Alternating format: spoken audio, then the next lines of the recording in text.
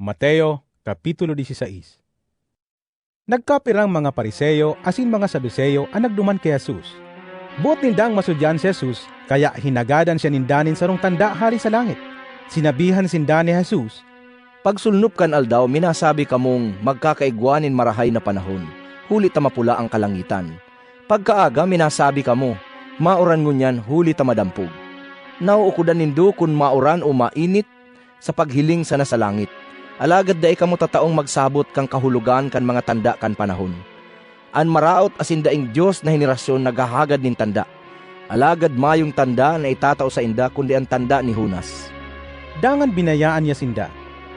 Kan magbalyo sa ibong kandanaw ang mga disipulo, nakalingaw sindang magdaranin tinapay. Sinabihan sinda ni Jesus, Maglikay kamo sa libadura kan mga Pariseo asin mga Saduseyo.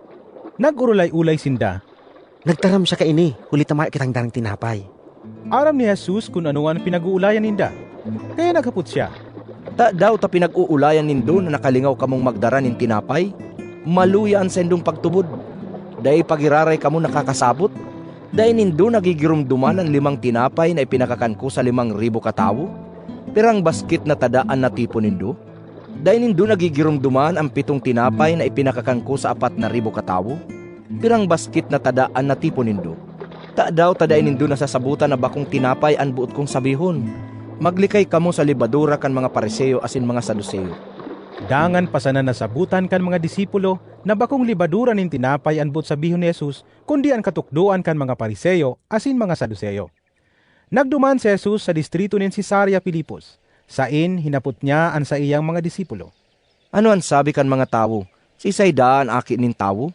Nagsimbag sinda, Ang sabi kan iba si Juan Bautista. Ang iba nagsasabi na si Elias. Ang iba naman nagsasabi na si Jeremias o saro kan mga propeta. hinapot sinda ni Jesus. Para sa indo, sisay ako. Nagsimbag si Simon Pedro, Ika ang Kristo, ang aki nin Diyos na buhay. Paladan ka, Simon, aki ni Juan.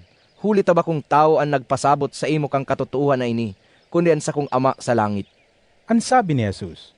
Kaya sinasabihan ta ka, ika si Pedro, saro kang gapo asin sa ibabaw kan gapong ini, papatindugon kuan sa kong simbahan. Dawaan kapangyarihan ning kagadanan dahi nanggad makakadaog ka iyan. Itatao ko sa imo ang mga lyabi kan kahadian nin langit. An anuman na ipangalad mo sa daga, ipapangalad man sa langit. An anuman na itugot mo sa daga, itutugot man sa langit. Dangan pinagbuutan ni Jesus ang mga disipulo na dain hangga di panabi sa kiisayman na siya ang Kristo. Poon kaidto, nagpuon nang paliwanagan ni Jesus ang mga disipulo na kaipuhan magduman siya sa Jerusalem. Dangan mag-agi nin makuring pagsakit sa kamot kan mga kamagurangan, kan mga poon na padi, asin kan mga paratukdo kan katugunan. Sinabihan niya sinda na gagadanon siya alagad sa ikatulong aldaw, mabubuhay siya liwat. Isiniblag siya ni Pedro sa katinuyaw. Kagurangnan, dai man lugod yan itugot nin Diyos. Dai iyan mangyayari sa imo. Inatubang niya si Pedro asin sinabihan, Rumayo ka sako, Satanas. Nakakaulang ka sa ginigibo ko. Hulitan iniisip mo bakong sa Diyos kundi sa tao.